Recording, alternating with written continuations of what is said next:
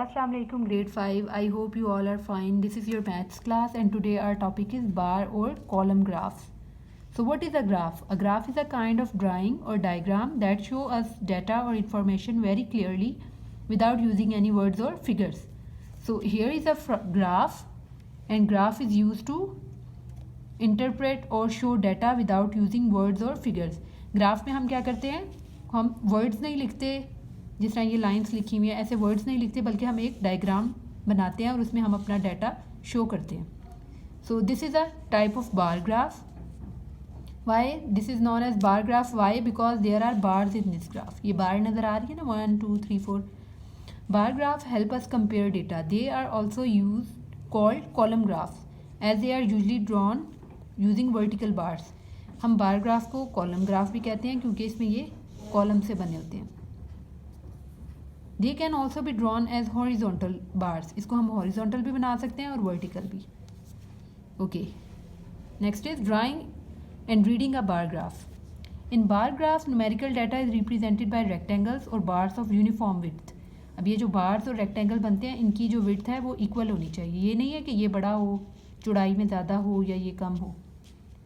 इनकी जो विड्थ है वो यूनिफॉर्म होनी चाहिए, सेम होनी चाहिए, with equal spacing between them. और ये जो इनके बीच में स्पेसिंग है ये भी इक्वल होनी चाहिए.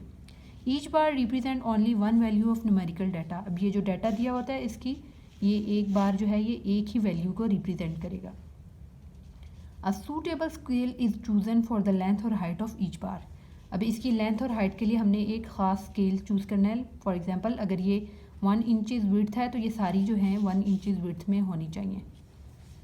Okay, here is an example of graph. First is burger eating contest. Name Jamil, Tanya, Babar, Zara and Samra. Here are some kids who participate in burger eating contest. Jamil eat 4 burgers, Tanya eat 3 burgers, Babar eat 5 burgers, Zara eat 6 burgers and Samra eat 4 burgers. So to show this data in a graph, this is a graph. Here are names of children and there are number of burgers. This is y-axis and this is known as x-axis.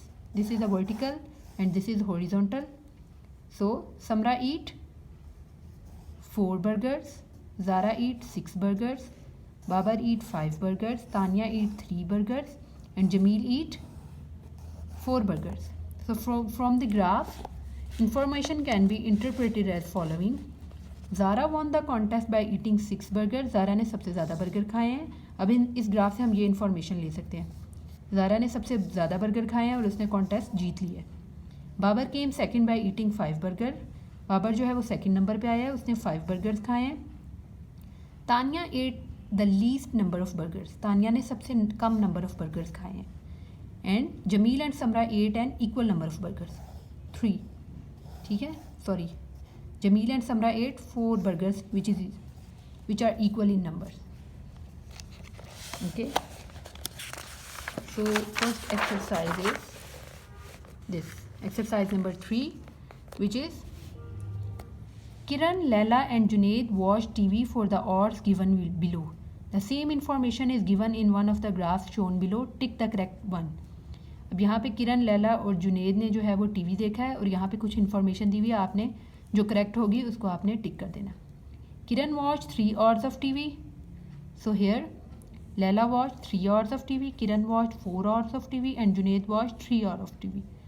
But in second graph here Laila watched 5 hours, Kiran watch 3 hours. So this is correct for first statement. So right here first. Second is Laila watched 5 hours of TV. So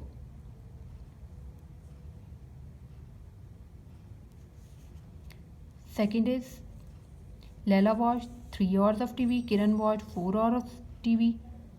sorry, किरण के यहाँ पे 3 hours हैं और यहाँ पे भी इसके किरण के 4 hours हैं. सेकंड में है Laila watch 5 hours of TV. तो आपने यहाँ पे देखना है कि कौन से ग्राफ में लैला ने 5 hours ऑफ टीवी देखा है. सो this is true. Okay. Second is Junaid watch 6 hours of TV. This is also okay. ये इन तीनों ग्राफ में से ये वाला ग्राफ जो है वो बिल्कुल करेक्ट है, ठीक है। ये दोनों ग्राफ जो हैं ये इस इंफॉर्मेशन के साथ मैच नहीं कर रहे, so this graph is correct, ठीक है, this is correct and these are wrong, they are not matching with this information. So this is exercise number 3। Watch this video for clarification. आपको ये सारा इंफॉर्मेशन क्लियर हो जाएगी तो फिर हम कल नेक्स्ट एक्सरसाइज नंबर 4 सॉल्व करेंगे। So this is your homework for today. जज़ाकल्लाह।